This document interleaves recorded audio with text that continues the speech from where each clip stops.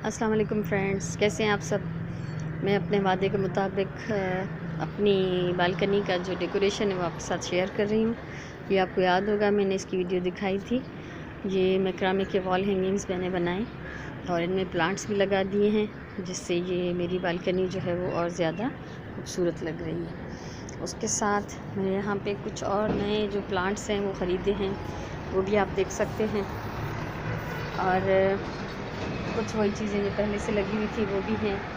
और इसके अलावा मैंने ये वाला कॉर्नर ख़ास तौर पे इसको सजाया है, वो मैं आपको दिखाना चाह रही हूँ।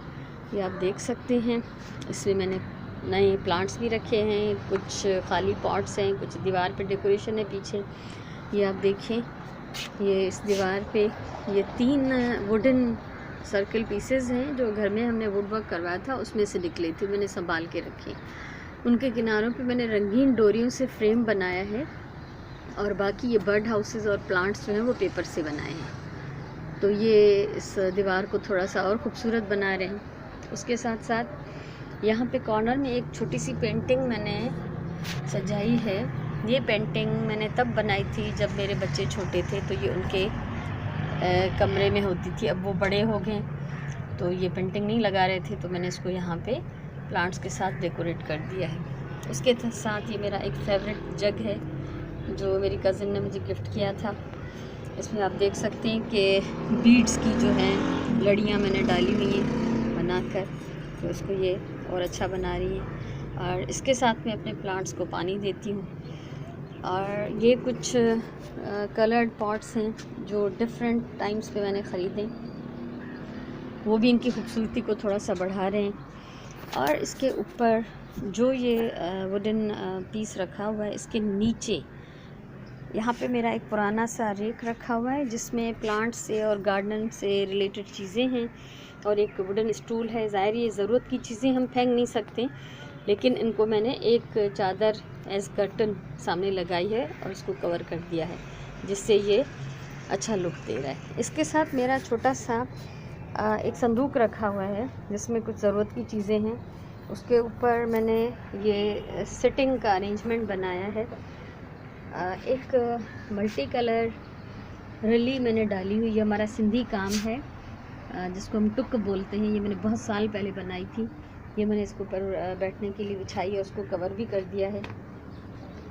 एक कुशन जो है वो रेड कलर का ये प्लेन है, दूसरा ये प्रिंटेड है। और प्रिंट आप देख सकते हैं कि जिस कदर मुझे सिलाई का शौक़ है तो मैं ये ढूंढती रहती हूँ चीज़ें अगर मेरे शौक़ से रिलेटेड। इस पे सारी ये सिलाई की चीज़ें सिलाई से रिलेटेड बनी हुई हैं। तो ये मेरा एक कॉर्नर जो है वो बहुत खूबसूरत हो गया है, जिस पे हम बैठ के आराम से। और आज तो माशाल्लाह से मौसम भी बहुत ज़बरदस्त है, बादल हैं, धूप भी नहीं है, तो ज़्यादा मज़ा आ रहा है। इसके पीछे जो है ये दीवार, इसके ऊपर मैंने ये कुछ वॉल हैंगिंग हैं। ये 3 सर्कल्स अलग अलग थे, मैंने इनको वायर के साथ जोड़ के लगाया है ताकि दीवार में एक ही कील लगे, 3-3 कीलें ना लगें। इसके ऊपर ये छोटा सा एक वॉल हैंगिंग है जो मैंने बाज़ार से ख़रीदा है।